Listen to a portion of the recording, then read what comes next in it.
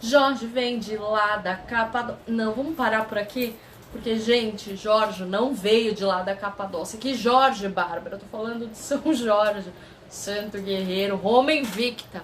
Então, essa é uma trilogia do Eduardo Spohr. Ele conta a história de São Jorge. Mas, contudo, todavia, entretanto, essa resenha vai basear-se tão somente no primeiro livro, porque o Eduardo ainda não lançou o segundo livro, vai lançar agora em meados de 2022. Eu já tô super na expectativa para ler esse livro aqui, versão 2. E por que, Bárbara, que Jorge não veio lá da Capadócia, não? Então, de acordo com os relatos dito pelo Eduardo Spohr, importante dizer que ele foi a Capadócia, foi a Turquia, foi fazer a pesquisa em loco, né, em campo, sobre a história de São Jorge, e ele descobre que, na verdade, quem veio de lá da Capadócia montado em seu cavalo foi o equestre chamado Laios Draco, conhecido como pai de Jorge Draco, pai de São Jorge. Ou será que ele só é o marido da mãe de São Jorge? Bom, esse é um spoiler que eu não vou conseguir dar, mas a gente começa por aqui. E, enfim, até o final dessa resenha de hoje, você também pode tirar suas primeiras impressões sobre o livro. Tentei tirar do próprio Eduardo spoiler sobre se ele é mesmo o pai de Jorge, mas ainda não consegui. Vamos lá. Laios Draco, então ele era equestre do exército de Roma. E quando eles fazem um cerco a Palmira, dei uma colada aqui, a Palmira, que ele consegue sim prender a rainha, né? Não era nem a rainha, mas a comandante do exército, sim, de Palmira, que era a Zenóbia. Quando Laios Draco faz essa prisão, ele tem como direito ao espólio de guerra a quem? A serviçal, a dama de companhia de Zenóbia, Policrônia. Gravem isso. Só que neste momento que ele apreende a Zenóbia, ela estava com seu filho, ainda menor de idade, mas era ele que seria o próximo rei, né, de acordo com a hereditariedade, enfim. O que acontece? Draco é o pai, Drago é o vilão da história toda. Ele mata o filho de Zenóbia. Mas antes a isso, o próprio Laios havia prometido a ela que a criança não sofreria nenhum tipo de afronte, nenhum tipo de atentado. E aí, com tudo isso, Zenóbia vira e ela, enfim, ela fala que Draco, vulgo pai de Jorge, que ele vai ser infértil, que ele não ia poder ter filhos. E com relação o Hasdrago, que foi o assassino, né, o algoz do seu filho, ela fala que quando ele pisasse, vou dizer aqui em outros termos, num campo santo, que seria um cemitério, que ele teria a sua morte. Lembrando que a essa época, Roma, né, eles tinham os deuses romanos, enfim, eles eram muito pegos a esse tipo de situação. Então tudo que era falado eles levavam muito a sério. E aí? Será que até o final deste primeiro livro Hasdrago pisa no Campo Santo? Será que Laios Draco é de fato pai de São Jorge? Ué, mas onde que entra Jorge em tudo isso? A gente já vai acompanhar isso e muito mais. O tomo 1 do livro Santo Guerreiro, Roma Invicta, ele é meio que para contextualizar nós leitores sobre a situação que é o que ocorria na época em Roma. Como eu disse já anteriormente, Laios, ele era um equestre, um triunfo que eles falam, né? Um tributo, perdão, do próprio exército. Então ele tinha um grau na hierarquia bem alta, mas enfim, ao fazer essa apreensão de Zenóbia, como eu já disse, a comandante do exército, ele tem como direito ao espólio tudo foi encontrado com ela. No caso, ele solicita a Policrônia para si. Mas lembra que eu também disse que Hasdrago assassinou o filho de Zenóbia? Pois então, ele também solicita a Policrônia como seu espólio. E aí começa um embate entre e Draco. Perdão, Ras e Laios. Draco é o sobrenome. Ânimos exaltados, o comandante, o imperador à época, chama-os para conversar e fala, ó, é o seguinte, a partir de agora vocês vão sair do exército. Lembrando que ambos eles foram nascidos para aquilo, né? Militares desde sempre, para todos sempre, amém. E tira eles para um cargo político, sendo colocados como magistrados na cidade de Lida. No final, enfim, eles começam a se acertar, né? Aquela história de que se você não pode ir contra o seu inimigo, junte-se a ele, é mais ou menos isso que a gente vê pelo tomo 1 do livro. No final, Laios, ele precisa avisar uma situação específica para o imperador e ele descobre no meio do caminho que o imperador foi morto. Ao voltar para casa, ele encontra a sua esposa muito machucada, E mas é que eu caí, eu me machuquei, foi algo meio estranho. Alguns dias depois, eles descobrem que Policrone está grávida de quem? De George. E aqui, gente, é mais um, né? Ela saiu, ela voltou machucada, lembrando que o Ras, ele tinha solicitado ela também como espólio. Algo me diz que ela foi sim violentada e que sim, essa criança é filha do Ras e não do Laios, mas enfim, fica a dica aí, acompanha até o final da trilogia. E enfim, a gente ainda vai tocar nesse ponto em 2 momentos da resenha do livro. Ao final do livro, desse tomo 1, a gente tem então o nascimento de George, assim mesmo que se falava à época, traduzido para o nosso como Jorge. E ele traz sim felicidade ao casal, mas algo que chama muita atenção na hora do parto, assim, a mãe de Jorge, Policrone, ela tem um parto muito duro. Então ela acredita que ela vai morrer, todo mundo acredita que ela vai morrer, mas já entende-se que o primeiro milagre feito pelo santo guerreiro foi no parto. Quando a mãe, ao leito de morte, ela consegue se salvar com o nascimento do menino. Mas uma frase chama muita atenção. Ela diz à criança, né, quando ela pega Jorge no colo, ela fala assim, você não tem culpa de nada. Mas culpa do quê? Alguns parênteses se abrem e jamais se fecham nessa primeira edição do livro. E ok, vamos começar então a segunda fase do livro. Na segunda fase do livro, George já é uma criança que ele tem como um de seus cuidadores, um lutador, Ulisses, que foi dado de presente a Laios. Ele era um guerreiro até perder uma das vistas.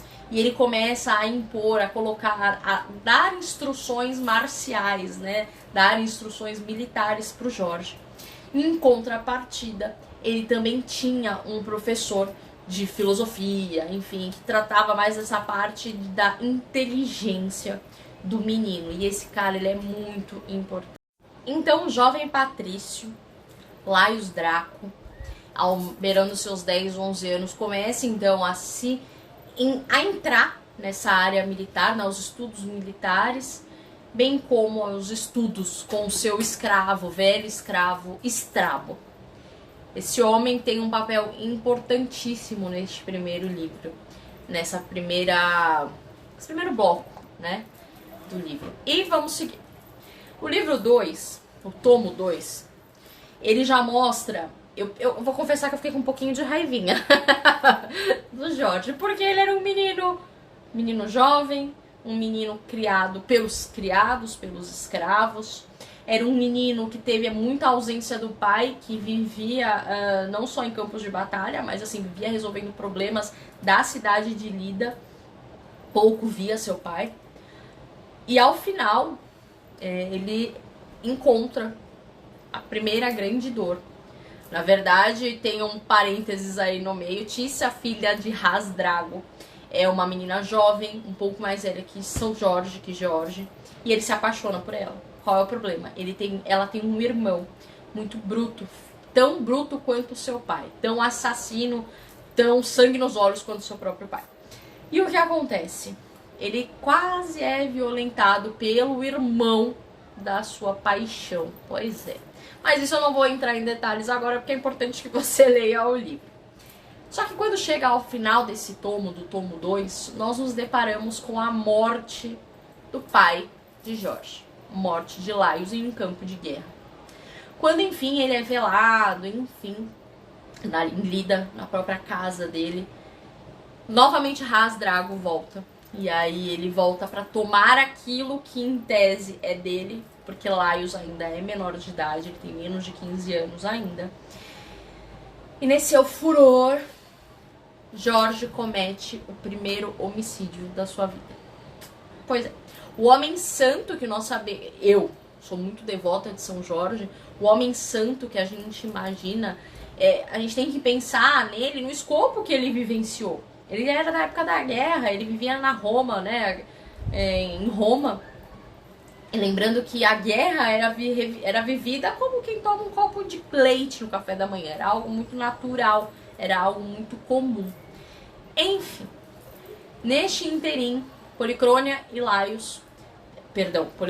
e Jorge, eles tentam fugir da raiva de Hasdráco. Por quê? Porque ele quer a todo custo tomar tudo, né? Nem que seja à força. E, enfim, a mãe de Jorge falece também neste segundo bloco. O menino fica atordoado e e aí voltamos com o Estrabo. Estrabo, aquele velho escravo deles, ele é quem tira Jorge do transe e vai com ele rumo a Nicodeia. E no tomo 3, toda a sorte de Jorge, ela começa a piorar, se é assim que a gente pode dizer. Porque ele passa fome, ele passa frio, junto com o seu escravo, eles são roubados, eles perdem pouco do dinheiro que eles ainda tinham. Mas nem tudo está perdido. Eles chegam a uma cidade Antígoda. Antígoda. Fui ler aqui e já me confundi. Enfim, eles chegam a essa cidade e se deparam com uma aura cristã. Lembrando que a antiga Roma, eles serviam aos deuses, né? O próprio Jorge, ele era devoto de Marte, né? Que é o rei da guerra, é o deus da guerra. E eles chegam num lugar onde eles não têm conhecimento, onde eles não conseguem ter ajuda de ninguém, sem dinheiro. E eles acabam indo parar dentro de uma igreja católica. Lembrando que, e durante todo o livro, isso é muito legal, existe um encontro de vários tipos de credo, de vários tipos de religiões, em que Jorge, ele é muito, acho que é pela curiosidade da idade é ótimo, mas assim, pela sua própria curiosidade, ele começa a questionar algumas situações, mas ainda muito devoto ao deus da guerra, né? Ele sempre quis ser um equestre, tanto quanto seu pai, um equestre, né? Cavaleiro, enfim. Então, ele começa eu acho que isso é o mais importante. Ele sai da ignorância, né? Ele começa a ter novos contatos, ele começa a conhecer novas culturas. Ok. Passado fome, passado frio, eles encontram uma senhora, uma velha beata, como eu gosto de chamá-la, Jocasta, que era uma viúva, antiga judia, fora catequizada cristã, católica, e ela é quem os ajuda. Ela arruma emprego para Jorge, ela arruma emprego para Estrabo, e o menino, enfim, começa a mudar a sua própria história. Só que ele lembra que ele se apaixonou pela irmã pela filha do próprio inimigo do pai. E, enfim, na flor da idade, ele acaba conhecendo uma moça ruiva, né, dentro dessa cidade. Ele vai atrás dela em um bairro muito perigoso, enfim. Lá, ele passa a conhecer a história da Torre Escarlate, que é uma torre, enfim, no centro da cidade, onde ninguém sabe onde é a entrada, onde é a saída. E ele é colocado dentro dessa torre pela sacerdotisa da religião empregada por elas, pelas mulheres daquele local. E o que acontece? Lá ele tem um primeiro vislumbre do que será a história dele, né? Eu falo que ela revela a ele qual de fato é o destino dele. Mas ele, como um devoto de Marte, dificilmente acreditaria no que ela disse. Mas não vou deixar você com dúvida, não. Não vou deixar você curioso, não. Ela informa a ele que o pai dele está vivo. Ora, ele não tinha acabado de ver o pai sendo sepultado em Lida? Ora, não foi por isso que a mãe dele também foi assassinada? Não é por isso que ele estava passando tudo que ele estava passando naquela cidade? Fome, frio, roubo, enfim. Como que o pai dele estaria vivo? E ela agrega mais um momento. Ela fala que ele está predestinado a destruir o Império Romano. Como ele, um devoto de Marte, um devoto de Roma, querendo servir a qualquer forma o imperador? Pois é. Isso a gente vai saber nos próximos livros, mas não acabou. Ao final do tomo 3, Jocasta consegue, com seu irmão, que ainda é judeu, comerciante, uma carona, que foi cobrada para Jorge, para ele chegar, enfim, a Nicodêmia. Ela, então, se apaixonou por Estrabo, ele liberta o seu escravo e parte para Nicodêmia sozinho. Lógico, ele vai passar... Gente, a história de Jorge é um desastre atrás de desastre. Essa a gente ri pra não chorar, porque quando tá tudo dando pra dar certo, vem algo e pá no meio das pérolas dele. É bem complicado. Mas enfim, ele consegue chegar onde tanto ele queria. E ele, enfim, ele vai ter uma outra discussão em que ele... Ui, que susto! Só pra dar uma energia, né? Só pra dar uma alegrada aqui no vídeo. Bateu um vento, galera, desculpa. Ele se encontra na cidade quando ele vai à procura, então, do imperador, que esse imperador lutou ao lado do seu pai, que era um amigo do seu pai. O imperador não está na cidade. Ele foi para outra cidade. E ele fica desesperado. Ele fala, meu Deus, como assim? Ele fala, eu precisava falar com ele, mas ok, não tá, eu não tenho o que fazer, eu vou voltar para onde estavam os judeus. Nesse interim, ele tinha passado poucas e boas com os judeus, confesso. Não foram muito simpáticos com ele. Armaram poucas e boas para eles. Gente, eu não estou falando mal de religiões, ok? É porque a comunidade judia no livro, ela é retratada de uma forma que não é pelo Eduardo, né? É a forma que ela de fato agia com relação às outras pessoas que não judias. E eles agiam daquela forma por tudo que eles já tinham sofrido antes, por todos os massacres, e a gente não tá nem falando de Hitler, tá? A gente tá falando lá atrás, por todos os massacres que eles viveram. Enfim, neste momento, novamente, Jorge comete um homicídio. Em uma briga, ele mata uma segunda pessoa. Só que isso mais pra frente a gente descobre que, na verdade, esse foi como passar dele de menino a homem, né? Um ritual. Já que, às vezes, a gente não... o ser humano, né? Ele não consegue criar este ritual, né? Não organiza os deuses. Eles organizam esse ritual pra ele. Lembrando que, aliás, falando aqui de uma coisa muito legal... essa parte romana, enfim, eles acreditavam muito em superstições e tal. E Ascalon era a arma, era a espada que o pai de Jorge tinha, que Jorge herdou com a morte do seu pai. Foi a arma com que ele cometeu o seu primeiro e o seu segundo homicídio. E, enfim, ela tem toda uma aura mística em volta e que nos próximos livros provavelmente a gente vai saber qual foi o fim da Ascalon. Mas, enfim, como Jorge precisou fugir lá atrás, no tomo 2, da cidade de Lida, com sua mãe, ele saiu sem documentação, sem nada. A única coisa que ele tinha em mãos era a arma do pai, que era, em tese, o documento mais fidedigno que ele teria pra dizer que ele, de fato, era filho de quem era filho. Beleza. Quando ele chega a essa cidade, que ele comete esse segundo homicídio, enfim, outros equestres chegam ao seu encalço e perguntam o que estava acontecendo, por que eles estavam tentando fazer mal a Laios. A Laios aqui jaz, né, descansando nos colos dos deuses, a Jorge. E eles têm certeza que ele sim é filho de Laios por causa da espada, porque era a espada do pai dele, ok? Fechou. Mas enfim, Jorge consegue aquilo que ele tanto queria. Ele consegue se apresentar ao imperador, mas ele também consegue o seu cargo, ele consegue entrar na escola de soldados de oficiais. Mas isso, daqui a pouco eu conto pra você.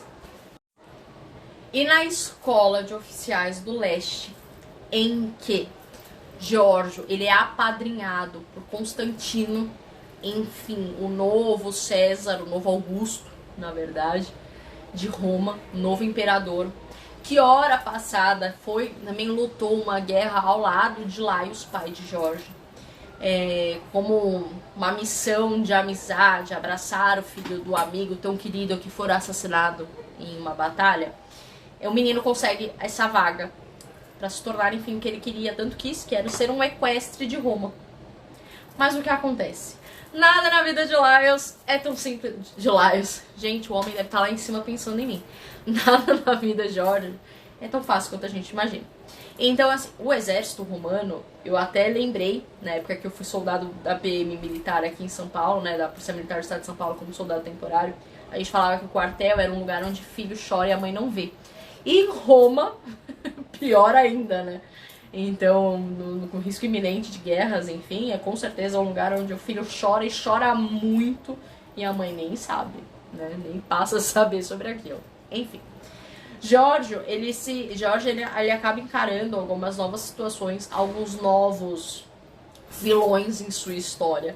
Mas isso vai ficar para um próximo livro. No próximo livro a gente fala mais sobre. O que importa dizer é que ele começa a se destacar no seu primeiro ano de escola de oficiais. E quando há transição para o segundo ano, ele novamente tem que passar por uma situação um pouco diferente. Né? Eu não vou entrar aqui em detalhes, óbvio que eu quero que você leia muito esse livro. Mas o oráculo, ele informa para Jorge que, sim, o pai dele está vivo. A gente já ouviu isso antes, né?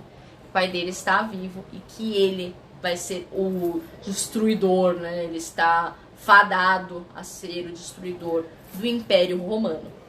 O que acontece? Antes da gente fechar, quando ele tá nessa escola de oficiais, algumas situações acontecem e ele conhece um menino chamado, me fugiu o nome do menino, Constantino não, Constantino, Constantino sim, ele era filho de Cloro.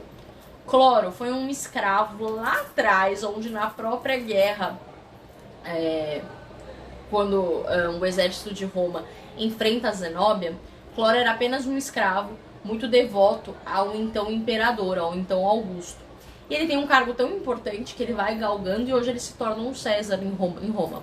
Seu filho, então, ele é visto como quando formado, né, como podendo ser uma chave de destruição, sim, de Roma. Por isso que os filhos dos grandes monarcas, vamos dizer assim, da época, eles não eram devolvidos à sua casa. Eles recebiam atividades administrativas para que eles não saíssem do poder do César, né, do Augusto, no caso, Constantino. Mas, ok. Acaba o livro, é um livro encantador, onde você consegue se ver nas situações, nos campos de batalha, você consegue sentir as sensações que Jorge sentia. E ele deixa, assim, algumas coisas em aberto, né? Em um determinado momento, por exemplo, Tícia, lá atrás, filha de Ras Drago, ela informa que ela vai se casar, próximo dos 15 anos, casamento forçado, com um homem que ela não sabe quem é. George lá na frente vai descobrir, a gente descobre no livro, mas ele vai descobrir lá na frente que na verdade ela se casa com aquele que foi um dos magistrados de Lida, em que seu pai assumiu o cargo, onde disseram em algum momento que ele tinha perdido tudo, que ele era um pobre coitado. Mas não, ele estava de fato escondido. O magistrado estava escondido em um determinado lugar. E ele era muito amigo, ele era parente, inclusive, de outros imperadores, de outros grandes nomes da história romana, em que nós vamos saber mais à frente. Tícia, ao que me parece, ela se torna uma grande delatora do próprio marido e dos planos em que Zenóbia, seu marido, e uma cúpula de grandes nomes estão armando contra o Augusto, contra o imperador de Roma. Que isso vai acontecer? Não faço a menor ideia. A gente vai ter que esperar os próximos livros, mas é um dos melhores livros que eu já li na vida, não tenha dúvida. O enredo, a forma com que é escrita, a forma natural com que a gente lê aquele livro, é encantador, é encantador. E eu quero deixar aqui Eu quero mostrar pra vocês aqui duas coisas que vieram com o livro. Vieram algumas coisas, mas eu quero mostrar duas coisas muito importantes, que eu acho muito importante, que é o quadro. Na verdade, o quadro foi eu que coloquei, mas ele vem o pôster com a capa do livro, que é linda, linda, linda, linda, linda. É uma imagem, um mosaico de São Jorge, em cima do seu cavalo, com a sua lança, como na música que nós sabemos, matando, enfim, o dragão. Drago. Fica a dica aí pra quem imagina. Na verdade, são especulações que eu tô fazendo, né, gente? Porque eu não tenho noção. Eu tentei, de fato, tirar uma dúvida com o autor do livro. E ele me deixou mais em dúvida ainda. Mas tá tudo bem, gente. A história é essa daí. É porque eu sou ansiosa. E veio também um mapa do Império Romano. É muito legal. É assim, é um livro sem destruir, né? O quadro. É um livro encantador. É um livro que traz o que eu acho mais importante, principalmente assim para nós que temos a religião, né, cristã, né? Não digo os evangélicos, nem os judeus, porque não tem essa devoção aos santos. Mas as religiões que têm devoção a São Jorge, ele traz uma parte humana, em que dificilmente a gente vê em outros santos. Então eu acho que ele aproxima muito a gente. Ele traz essas conexões de, olha, ele conviveu com a morte, olha, ele se tornou homem com uma situação muito específica, ele sofreu de amores, ele teve amores, então ele se tornou um homem santo. E aí, como ele se tornou um homem santo, a gente vai saber nos próximos livros. Eu espero que você tenha gostado. Essa foi a resenha, acho que eu mais esperei fazer na vida, porque ela é encantadora. É um livro encantador. É um livro rico. Rico de detalhes, rico de história. E o que eu disse lá no comecinho, o Eduardo, que é o autor do livro, ele foi no loco. Ele foi no local onde tudo aconteceu para pesquisar mais sobre isso. É lógico que é um romance histórico, né? Ele é romanceado, é um conto. Deixa eu deixar aqui mais pertinho de vocês. Ele é um conto romanceado. Mas olha, vale super a pena. Super a pena.